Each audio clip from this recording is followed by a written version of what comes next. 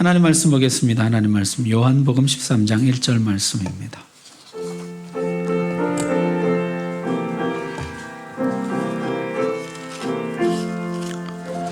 신약성경 170쪽 하나님 말씀 봉독할 때 우리 다 함께 자리에서 일어나셔서 1절 말씀 한 목소리로 봉독하겠습니다. 시작.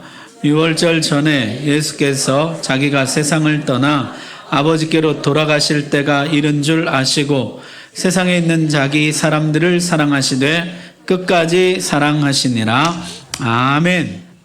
예수님은 떠나실 때가 가까움을 아셨습니다. 예수님이 떠나실 때가 이제 33살 정도 됐다 그래요.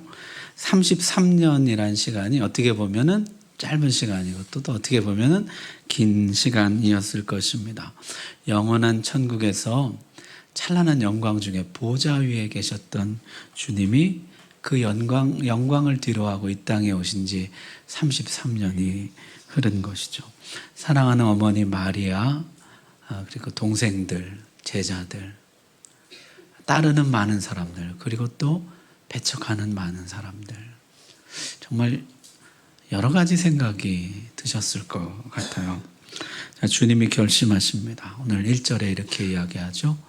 유월절 전에 예수께서 자기가 세상을 떠나 아버지께로 돌아가실 때가 이른 줄 아시고, 그 다음 같이 읽습니다. 시작. 세상에 있는 자기 사람들을 사랑하시되 끝까지 사랑하시니라. 아멘. 주님은 한 가지 결심을 하시는데 이 사람들을 끝까지 사랑하기로 결심하십니다. 이 끝까지라는 단어가요, 에이스텔로스인데 완전함에 이를 때까지 이런 뜻이에요. 완전함에 이를 때까지 사랑하기로 결심하셨다는 것이요. 그럼 제자들은 언제 완전함에 이르게 될까요? 우리는 언제 완전함에 이르게 됩니까? 주님 나라 갈 때, 그 영원한 천국의 신령한 몸을 입을 때야 우린 비로소 완전해지거든요. 끝까지라는 말은 무슨 말이에요? 그때까지, 영원한 저 천국까지, 영원까지 우리를 사랑하기로 결심하셨다는 것이요. 반대로 마귀도 벌써 최후의 조치를 취해 놓았습니다. 예수님을 이대로 순순히 돌아가게 놔둘 수 없었던 것이죠. 2절에 보면 이렇게 기록합니다. 마귀가 벌써 시몬의 아들 가룟 유다의 마음에 예수를 팔려는 생각을 넣었더라. 제자 중 하나인 가룟 유다의 마음에 예수를 팔려는 생각을 넣었다는 거예요. 생각을 넣었다는 단어는요, 생각을 뿌렸다 이런 뜻입니다. 유다의 마음에 생각의 씨를 뿌린 것이에요. 자, 여러분, 마귀는요, 우리 마음에 생각의 씨앗을 뿌립니다. 그 씨앗을 내가 받아들이고 품으면 이제 싹이 나고 자라기 시작해요. 열매가 맺힙니다. 가룟 유다는 이미 예수님을 팔려는 생각을 품은 채로 이 마지막 식사 최후의 만찬에 참여하고 있었다는 거죠. 자, 예수님은 끝까지 사랑하겠다 하시는데 마귀는 끝까지 방해하겠다 하고, 예수님은 어떻게 하면 제자를 살릴까 하시는데 마귀는 어떻게 하면 예수를 죽일까. 이게 지금 한 자리에서 일어나고 있는 일입니다. 3절 한번 보십시오. 저녁 먹는 중 예수는 아버지께서 모든 것을 자기 손에 맡기신 것과 또 자기가 하나님께로부터 오셨다가 하나님께로 돌아가실 것을 아시고, 주님이 아신 것이 있는데 그게 뭐냐면은 아버지께서 모든 것을 자기 손에 맡기셨다는 것과 이제 곧 돌아간다는 사실을 아셨다는 것이요. 이제 모든 것은 주님의 손에 맡겨졌습니다. 예수님은 십자가를 지실 수도 있고 거부하실 수도 있습니다. 제자들을 끝까지 붙잡으실 수도 있고 놓으실 수도 있는 것이죠. 모든 것은 주님의 손에 달렸습니다. 예수님은 결심하신 듯 자리에서 일어나셨습니다. 그리고 겉옷을 벗고 수건으로 허리를 두르고 나가서 물을 떠와서 제자들의 발을 씻기셨습니다. 예수님 어떤 결심이었을까요? 내가 이들을 끝까지 사랑하겠다는 거죠. 이들의 발을 내가 끝까지 씻어주겠다. 저들의 발은 너무나 더러웠죠. 예수님을 믿고 따르기는 하지만 허물과 실수가 많았습니다. 먼지가 묻고 때가 끼고 냄새가 나는 발이었어요. 내가 이들의 발을 끝까지 닦아주리라 결심하셨다는 것이요. 주님은 겉옷을 벗으셨습니다. 겉옷은 다리까지 내려오는 이 긴 옷이에요. 고대 사회에서 노예는 주인을 섬기는 자리에서 겉옷을 입을 수가 없었습니다. 겉옷을 벗으면은 거의 이제 맨몸이 드러나게 되는데요. 자신이 칼이나 어떤 무기도 가지지 않았다는 것을 보여주어서 주인을 안심시키기 위한 것입니다. 예수님이 노예처럼 겉옷을 벗으셨습니다. 제자들 앞에서 노예가 되셨어요. 노예처럼 종처럼 저들의 발 앞에 꿇어앉아 저들의 발을 씻기셨습니다. 유대인의 예법으로는 식사 전에 발을 씻는 것이 정상입니다. 그런데 이 최후의 만찬에서는 왜 아무도 발을 씻지 않은 채 식사를 시작하게 되었을까요?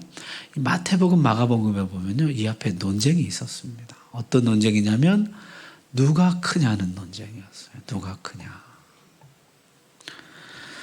요한과 야고보의 어머니가 예수님께 와서 이런 간청을 했어요. 나의 이 두 아들을 주의 나라에서 하나는 주의 우편에 하나는 주의 좌편에 앉게 명하소서. 그랬더니 다른 10 제자가 분노했습니다. 그리고 제자 공동체는 급격하게 냉랭하게 되었어요. 서로의 발을 씻어주는 것은 고사하고 예수님의 발을 씻겨드리는 것도 이젠 제 식사에 돌입했습니다. 3년간 예수님의 양육을 받은 제자들의 수준이 겨우 이 정도였어요. 그렇게 어색하고 냉랭하고 뭔가 차가운 분위기 속에서 예수님이 결심하신 듯 자리에서 일어나서 제자들의 발을 씻어주신 것이에요. 그럼 제자들은 얼마나 놀랐을까요?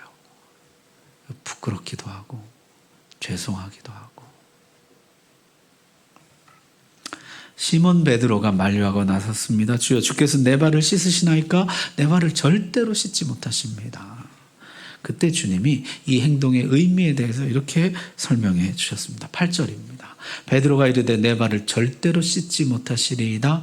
예수께서 대답하시되 내가 너를 씻어주지 아니하면 내가 나와 상관이 없느니라. 이 발 씻음이라는 것은요, 연결의 의식이라는 것이요. 예수님과 내가 연결되고 상관되고 이어지는 의식인 것이죠. 이 사람은 내 사람이다. 내가 끝까지 사랑하는 사람이다. 나와 상관된, 나와 관계된, 나와 연결된, 나와 이어진 사람이다. 그런 의미라는 것이요. 이 사람은 나와 연결된 사람이다. 그러자 베드로가 예수님, 그러면은 내 발만 아니라 손과 머리도 씻겨 주옵소서. 뭔가 이 유별난 돌출된 언사인 것이죠. 나는 다른 사람들처럼 예수님이 내 발을 씻기시는 것을 허용할 수 없습니다 했던 베드로는요, 만약에 주님 발 씻는 것이 그런 의미라면은 나는 다른 사람처럼 발만 아니라 손과 머리도 씻어 주옵소서. 자신은 뭔가 다른 사람들과는 다르다는 것을 강조하고 있는 것이에요. 누가 크냐는 논쟁에서 요한과 야고보에게 선수를 빼앗겼던 베드로가 그것을 만회하려는 언사였을까요? 굉장히 과장된, 유별난, 어떤 돌출된 발언을 쏟아놓고 있는 것이죠. 여기서 예수님은요, 두 번째 발 씻음의 의미를 이렇게 말씀하셨어요. 10절 보십시오. 예수께서 이르시되 이미 목욕한 자는 발밖에 씻을 필요가 없느니라. 온몸이 깨끗하니라. 이미 씻음 받았다면, 예수님을 믿고 영접했다면, 그래서 모든 죄를 용서받았다면 그는 다시 목욕할 필요는 없다는 것입니다. 다만 아직 이 땅을 살아가기에, 이 땅을 사는 동안 날마다 더러워지는 발은 씻을 필요가 있다는 것이요. 여러분, 우리는 예수님을 영접할 때 우리 모든 죄가 용서받은 줄 믿습니다. 우리가 온전히 새로워지고 새로운 피조물로 거듭난 줄로 믿습니다. 그렇다면은 이제 우리가 모든 죄 용서받았기 때문에 더 이상 회개할 필요가 없을까요? 아니면 그래도 날마다 회개를 지속해야 할까요? 회개를 지속해야 합니다. 왜냐하면 발이 날마다 더러워지기 때문입니다. 지속적인 회개, 지속적인 정화, 지속적인 회복이 필요하다는 것이요. 이것이 없으면 예수님과의 교제가 단절됩니다. 지속적인 발 씻음이 필요합니다. 하다는 것이죠. 제자들의 발을 다 씻어주신 후에 주님은 겉옷을 입고 다시 제자리로 돌아오셨습니다. 그리고 발 씻음의 세 번째 의미를 말씀해 주셨어요. 14절입니다. 우리 같이 읽겠습니다. 시작. 내가 주와 또는 선생이 되어 너희 발을 씻었으니 너희도 서로 발을 씻어주는 것이 옳으니라. 아멘. 내가 주와 선생이 되어서 너희 발을 씻었으니 너희도 서로 발 씻어주는 것이 옳으니라. 발 씻어주는 것이 옳으니라 이렇게 번역했지만요, 직역하면 이런 뜻입니다. 너희가 서로의 발들을 씻어주는 일에 빚지고 있다는 것이에요. 우리는 빚지고 있다는 것이에요. 여러분, 우리가 누구에게 빚지고 있습니까? 예수님께 빚지고 있어요. 발 씻음의 빚을 지고 있습니다. 사랑의 빚을 지고 있어요. 끝까지 사랑해주는, 끝까지 사랑의 빚을 지고 있는 것이에요. 예수님이 주와 선생이신데 마치 종과 제자가 되신 것처럼 우리들의 발을 씻어 주셨다는 것이에요. 이제 그 빚을 갚으라는 것이에요. 누구에게 갚는 것입니까? 서로에게 갚으라는 것이에요. 서로의 발들을 씻어줌으로 그 빚을 갚으라 는 것이죠. 여러분, 누가 크냐는 논쟁이 없었더라면은 어쩌면 제자들은요 서로 발을 씻어준 후에 식사에 임했을지도 모릅니다. 그러나 지금은요 여유가 없어요. 감정이 상했습니다. 여기서 몸을 먼저 낮추는 것은 스스로 작은 자라고 공언하는 것이에요. 그들은 큰 자로 인정받고 싶은 열망 때문에 서로에게 몸을 굽힐 수가 없었던 것이죠. 그러나 여러분, 예수님이 낮아져서 제자들의 발을 씻어 주셨는데 주인이 종인 것처럼 선생이 제자인 것처럼 이들의 발을 씻어 주셨는데 이 일로 예수님의 권위와 영광이 낮아졌습니까? 예수님의 거룩하심이 훼손되었습니까? 오히려 그 정반대죠. 예수님의 권위와 영광이 높아지고 예수님의 주되심과 선생님 되심이 분명하게 드러나게 되는 것이에요. 여러분, 우리도 그렇습니다. 내가 낮아져서 다른 사람 앞에 굽히고 그들의 발을 씻으면 내 체면과 권위와 영광이 훼손될까요? 반대입니다. 오히려 사람들이 나를 보고 예수의 제자인 줄 알게 되리라. 우리가 높임을 받게 되는 것이에요. 여러분, 이 믿음이 있을 때만 우리는 굽힐 수가 있습니다. 이 믿음이 없으면 우리는 굴욕감 때문에 굽히고 싶어도 굽혀지지가 않아요. 이 믿음을 가질 때만 우리는 서로를 대하여 낮아질 수가 있고 서로의 발을 닦아질 수가 있는 것이죠. 교회도 그렇습니다. 이 믿음이 없으면 굴욕감 때문에 이웃을 섬기지 못해요. 교회가 무슨 봉이냐? 이런 마음이 들어서요 이웃을 도무지 섬기질 못합니다. 이 믿음이 있어야 돼요. 주님처럼 주인과 스승이 되어서 낮아질 때, 섬길 때, 그때 주님의 영광이 드러나는 것. 이 믿음을 가져야 가능하다는 것이요. 여러분, 제자들의 발을 씻어주시는 예수님의 모습을 보십시오. 창조주 하나님이 스스로 잘못 살아버린 피조물의 인생을 수습하기 위해서 몸을 굽혀서 저들의 냄새나는 발을 부둥켜 안고 씻어주는 이 모습이야말로 기독교의 진수인 것이요, 복음의 본질인 것이에요. 발 씻음은 주인이 종을 섬기는 예요, 큰 자가 작은 자를 섬기는 사랑인 것입니다. 주님은 종처럼 몸을 굽혀 발을 씻어주심으로 베드로와 야고보와 요한 그리고 다른 제자들의 양심에 종의 영성을 깊이 각인시켜 주신 것입니다. 여러분, 이 식사를 우리가 최후의 만찬이라 부르는데요, 이 식사가 지상에서 예수님 드신 마지막 식사이기 때문에 그렇게도 부르지만은 동시에 높임받고자 하는, 남을 지배하고자 하는 우리의 옛 자아가 최후를 맞이하게 되는 마지막 만찬이라는 뜻이기도 합니다. 너희도 서로 발을 씻어주는 것이 옳으니라. 너희가 서로의 발들을 씻어주는 일에 빚을 지고 있다. 너희 서로 발을 씻어주어라. 이제 가서 그 빚을 갚으라는 것이에요. 여러분, 이 주님의 말씀을 여러분에게 주신 주님의 명령으로 받으시길 바랍니다. 여러분, 멀리서 찾지 마세요. 가족에게 먼저 가세요. 가족의 발을 씻어 주십시오. 냄새난다, 더럽다, 또다시 더러워진 것이냐, 그렇게 하지 마시고 낮아져서 그 발을 먼저 씻어주십시오.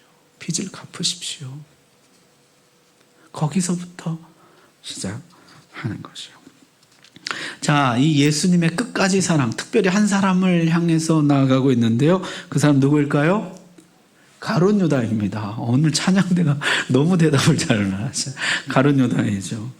여러분, 이미 예수님을 팔 결심을 하고 앉아있는 유다이지만은 예수님은 끝까지 그의 양심에 호소하십니다. 제자들의 발을 씻어주실 때 유다의 발만 쏙 빼고 씻어주셨을까요? 유다의 발도 씻어주셨을까요?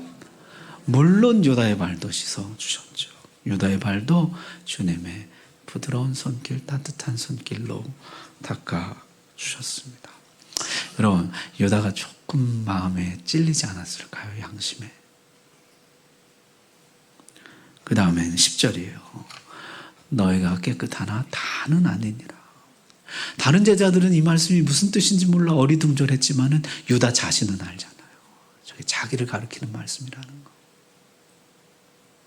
계속 그를 초청하시는 것이에요. 그 다음엔 18절 말씀인데요. 시편의 예언의 말씀을 가져와서 말씀하시는 것이요. 내가 신뢰하여 내 떡을 나눠 먹던 나의 가까운 친구도 나를 대적하여 그의 발꿈치를 들었나이다. 이게 시편 말씀이거든요. 이 예언의 말씀을 가져와서 저주의 예언을 따르지 말 것을 강력하게 호소하시는 것이에요. 저주의 예언대로 하지 말 것을. 그리고 20절에 나를 영접하는 자는 나를 보내신 이를 영접하는 것이니라. 예수님을 영접하는 것이 곧 하나님을 영접하는 것이라고 그에게 거의 마지막에 가까운 호소를 하고 계시는 것이에요. 예수님을 영접하고 돌이키라고. 그러나 가룟 유다는 완고하기만 합니다. 21절 예수께서 이 말씀을 하시고 심령이 괴로워 주님이 매우 괴로워하셨어요. 증언하여 이르시되 내가 진실로 진실로 너희에게 이르노니 너희 중 하나가 나를 팔리라. 이제 주님이 드러내놓고 분명히 말씀하십니다. 제자들은 너무나 놀라고 당혹스러워했을 것이에요. 우리 중 누군가가 예수님을 판다고? 그러나 유다는요, 다른 제자들이 전혀 눈치채지 못할 정도로 능숙하게 능란하게 대처하는 것이에요. 마지막으로 예수님은 떡 한 조각을 적셔서 유다에게 주십니다. 여러분, 잔치의 호스트가 또는 잔치의 손님 중에 주빈이 그 음식 중에 가장 맛있는 부분을 총회하는 사람에게 주는 법이죠. 유다를 특별히 총회한다는 표시로 유다에게 조각을 찍어 주신 이 예수님, 악한 계획을 포기하고 참제자의 길로 돌이키라는 마지막 초청인 것이에요. 그러나 끝내 유다는 거절합니다. 거절하다가 마침내 어떤 일이 벌어지게 됩니까? 27절에 조각을 받은 후 곧 사탄이 그 속에 들어간지라. 사탄은 처음에는 생각의 씨를 뿌리다가 나중에는요, 그 사람의 생각을 완전히 장악해버립니다. 여러분, 이것은 너무나 안타까운 장면인데요. 여러분, 가룟 유다 입장에서 한번 생각을 해봅시다. 왜 이렇게 거절했을까요? 도대체 마귀가 어떤 생각의 씨앗을 뿌려 놓았길래 유다는 그 생각에 사로잡혀서 끝내 이 끝까지 사랑하고 초청하는 주님의 음성을 거절하고야 말았던 것일까요? 왜 그는 끝내 그 생각에서 벗어나지 못했을까요?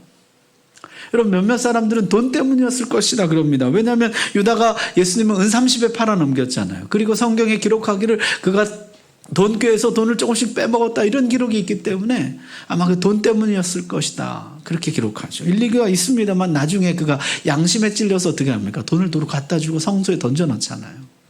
그런 걸 볼 때 꼭 돈만은 아니지 않았을까 이런 생각도 듭니다. 자, 마귀가 예수님을 시험할 때, 광야에서 시험할 때 네가 정말 하나님의 아들이란 표적을 보여라 그러죠. 이 돌들로 떡덩이가 되게 하라. 능력과 표적을 보이라 했습니다. 사실 이것은 충분히 입증되었죠. 오병이어를 비롯해서 많은 병자들 고치고 죽은 나사로를 살릴 때 그 현장에 가룟 유다가 있었습니다. 예수님의 능력과 표정은 충분히 증명되었어요. 자, 두 번째, 네가 정말 하나님의 아들이라면 성전 꼭대기에서 뛰어내려봐라. 하나님이 특별한 보호로 너를 지켜주셔. 네 발이 땅에 닿지 않게 하실 것이다. 이건 아마 조금 의심되었을 것입니다. 예수님은 공생애 내내 바리새인들에게 시달렸거든요. 이리저리 불려다니고 잡히고 신문당하고. 어쩌면요, 예수님을 팔아넘기면서 진짜 하나님이 지켜주나 안 지켜주나 보자, 그런 심산이었는지도 모르겠어요. 자, 세 번째, 네가 정말 하나님의 아들이라면 천하 만국의 영광을 가져라 그랬거든요. 아마도 이게 결정적이지 않았을까 싶습니다. 천하 만국의 영광과 권세를 가지고 휘두르면서 로마 제국을 몰아내고 다윗 왕국을 회복하고 이스라엘을 회복하고 그럴 것으로 기대했는데, 내 나라는 이 세상에 속한 나라가 아니다. 나귀 새끼를 타고 입성하고 그런 모습에 크게 실망한 유다가, 아, 이 사람 하나님의 아들이 아니구나, 그런 생각에 사로잡히지 않았던 것일까 싶습니다. 여러분, 이 잘못된 생각에 사로잡힌다는 것이 이렇게 무섭습니다. 예수님의 초청과 사랑을 끝내 거절하는 것이에요. 한두 번이 아니잖아요. 여러분, 우리가 여기서 확인한 것만 몇 번입니까? 끝내 거절하더라는 것이에요. 마귀가 뿌려놓는 생각의 씨앗을 품는다는 것이 이렇게 위험한 일입니다. 그래서 로마서는 우리에게 뭐라고 가르칩니까? 육신의 생각은 사망이요 영의 생각은 생명과 평안이니라. 육신의 생각을 따르지 말고 영의 생각을 품고 따를 것을 우리에게 권하고 있습니다. 여러분, 주님은 우리를 지금도 사랑하시되 끝까지 사랑하시는 줄로 믿습니다. 주님이 우리를 위하여 행하시는 모든 일들은 선하시며 사랑의 의도와 결말을 바라보는 것인 줄로 믿습니다. 그러나 여러분, 잘못된 생각이 자리 잡으면요, 모든 것을 곡해하게 돼요. 주님이 마치 악한 의도로 그렇게 한 것이냐, 주님이 나를 사랑하지 않아서 그렇게 한 것이냐, 끝내 주님을 거절하게 되더라는 것이요. 여러분, 육의 생각 말고 영의 생각 붙잡으시길 바랍니다. 자, 가룟 유다는 그렇게 주님의 사랑을 끝내 거절하고 말았는데요, 다른 제자들은 어땠을까요? 그 사랑의 혜택을 입습니다. 그들은 정말 서로 발을 씻어주는 사람들이 돼요. 성경이 이제 대표적으로 베드로와 요한을 소개하고 있는데요, 주님이 베드로에게 말씀하셨어요. 38절 보십시오. 내가 나를 위하여 내 목숨을 버리겠느냐? 내가 진실로 진실로 내게 이르노니 다 굴기 전에 내가 3번 나를 부인하리라. 사실 이것도 예수님의 초청이죠. 자신을 부인할 제자를 끝까지 사랑하시는 것입니다. 여러분, 베드로는요, 지금 자신이 믿음의 대장부인 줄 알아요. 자신의 믿음이 어린아이인 것을 알지 못하고 있습니다. 죽을지언정 내가 주님을 따르겠다고 호언장담하고 있습니다. 주님, 그러나 네가 3번 나를 부인할 것이다. 너는 네 목숨을 위해서 나를 한없이 멀리할 것이다. 그러나 그때에도 내가 너를 사랑한다는 것을 잊지 말아라. 베드로는 정말 주님을 3번 부인하죠. 그리고 탁올 때 주님과 눈이 마주치고 나가서 통곡합니다. 베드로는요, 나중에 베드로전서를 쓰면서 이때를 회상해요. 그러면서 이렇게 권하고 있습니다. 젊은 자들아, 이와 같이 장로들에게 순종하고 다 서로 겸손으로 허리를 동이라. 허리를 동이고 내 발을 씻어주시던 주님의 모습, 내가 부인할 줄 알면서도 끝까지 나를 사랑해 주신 주님의 모습, 그 주님의 사랑이, 그 주님의 발 씻어주심이, 그 주님의 허리를 동임이 오늘 나를 살린 것이다. 오늘의 나를 있게 한 것이다. 젊은 자들아, 이것을 배워라. 허리를 동이는 것을 배워라. 주님의 허리를 동이는 사랑을 배워라. 그것이 너희를 살릴 것이다. 가르치고 있는 것이에요.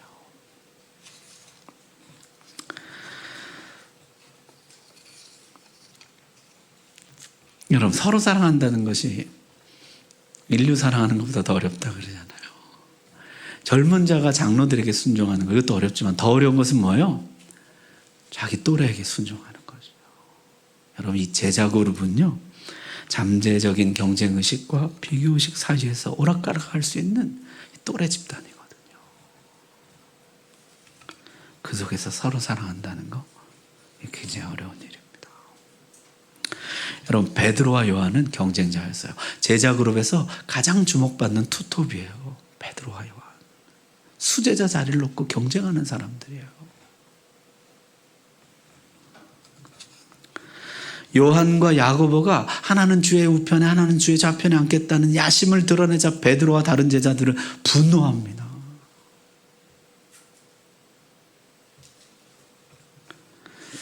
그런데 이 발시슴 사건 뒤에 오순절 성령이 오신 다음에 성전 미문에 앉은 안진뱅이를 일으키는 일이 벌어지는데요.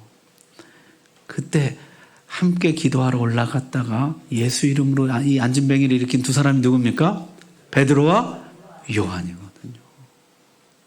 이 둘은 절친이 됩니다. 함께 기도하고 함께 예수님의 이름으로 사역하는 친구가 돼요. 여러분, 베드로가 실수가 굉장히 많잖아요. 실수가 많은 사람인데 마태복음, 마가복음, 누가복음에는요 베드로의 실수가 많이 기록되어 있어요. 그런데 특이하게도요 요한복음은 베드로의 실수를 기록하지 않고 있습니다. 요한은요 베드로의 실수를 기록해 놓지 않아요. 오히려 요한복음에는요 대답자라는 베드로, 주님을 놀라게 하는 믿음의 소유자 베드로, 베드로야말로 수제자가 될 만한 사람이라고 지켜세우고 있습니다. 여러분, 베드로의 가장 빛나는 순간을 기록한 것이 요한복음 6장인데요. 요한복음 6장에 보면 예수님이 말씀하실 때 사람들이 다 예수님을 떠나가기 시작했어요. 그때 예수님이 제자들에게 너희도 가려느냐 이렇게 물었어요. 그때 시몬 베드로가 대답하되 주여 영생의 말씀이 주께 있사오니 우리가 누구에게로 가오리까? 사람들이 다 흩어질 때 그때 제자들의 중심을 잡아주었던 사람, 주여 영생의 말씀이 주께 있사오니 우리가 누구로 가리까? 제자들의 중심을 잡아주었던 사람이 누구였다는 거예요? 베드로였다고 요한이 기록하고 있습니다. 그때 우리를 잡아주었던 것은 베드로였습니다. 베드로야말로 우리의 수제자가 되어서 마땅합니다. 기록하는 것이요. 여러분, 이 말씀이요 요한복음에만 있어요. 마태, 마가, 누가복음에는 이 내용이 없습니다. 요한은 정말 베드로를 사랑한 것이죠. 초대교회 기록에 보면요 요한의 제자들 이그나티우스, 폴리갑 이런 사람, 그다음 베드로의 제자들 클레멘트 이런 사람들인데 이 제자들이 서로 친했다는 것이에요. 함께 사역하고 서로 친했다는 기록이 나와요. 여러분, 베드로와 요한이 앞에서는 친한 척하고 뒤에 가서 욕하고 제자들한테 욕하고 그랬으면 그 제자들이 친해질 수 있었겠어요? 이 제자들이 친했다는 건 뭘 말하는 거예요? 베드로와 요한이 서로 사랑하는 일에 정말 성공했다는 것이에요. 정말 둘이 진심으로 사랑했다는 것이죠. 여러분, 요한도 사실 베드로 못지 않았죠. 요한의 별명이 뭐였습니까? 우레의 아들이죠. 우레의 아들. 그가 벼락같이 몰아치는 사람이에요. 사마리아 사람들이 영접하지 않자 뭐라 그랬어요? 하늘에서 벼락을 내려서 없애버리자 그랬어요. 마음에 들지 않는 사람들 벼락을 쳐서 없애버리자, 이런 사람이에요 요한이. 그랬던 사람이 사랑의 사도가 됩니다. 사랑하는 자들아 우리가 서로 사랑하자. 사랑은 하나님께 속한 것이니 사랑하는 자들아 하나님이 이같이 우리를 사랑하셨은즉 우리도 서로 사랑하는 것이 마땅하도다. 그는 정말 사랑의 사도가 됩니다. 베드로와 요한은 서로 사랑하는 가운데 사랑이 깊어지고 성숙해집니다. 정말 서로의 발을 씻어주는 사이가 되는 것이에요. 말씀 마치겠습니다. 여러분, 우리 서로 그런 사이가 되십시다. 우리 서로 베드로와 요한이 되십시다. 우리 옆 사람 한번 인사 봅시다. 베드로와 요한이 됩시다. 그렇게 눈을 부릅뜨고 하면은 그게 여러분, 본성만 따지면요 나도 다혈질이고요, 본성만 따지면 그도 우레의 아들이에요. 벼락을 치길 바라는 사람이고요, 나도 지지 않는 사람이에요. 경쟁하고 부딪히고 싸울 수밖에 없지만요. 허리를 동이고 우리의 발을 씻어주신 주님의 사랑에 힘입어서 우리를 끝까지 사랑해 주신 그 주님의 사랑에 힘입어서 우리도 서로 사랑할 수가 있는 것입니다. 냄새난다, 더럽다, 또 더러워지느냐? 배척하지 마시고 부드러운 손길로, 따뜻한 손길로 서로의 발들을 부둥켜 안고 서로의 발들을 씻어줍시다. 요한과 베드로처럼 장점은 높여주고 허물은 덮어주고 정말 발을 씻어주는 사람. 언제까지입니까? 끝까지. 끝까지가 언제라 그랬어요? 완성될 때까지. 완전해질 때까지. 우리 서로 베드로와 요한이 되어서 발을 씻어주는 사이가 되십시다. 오늘 말씀 여러분의 말씀으로 받으시기 바랍니다. 기도하겠습니다.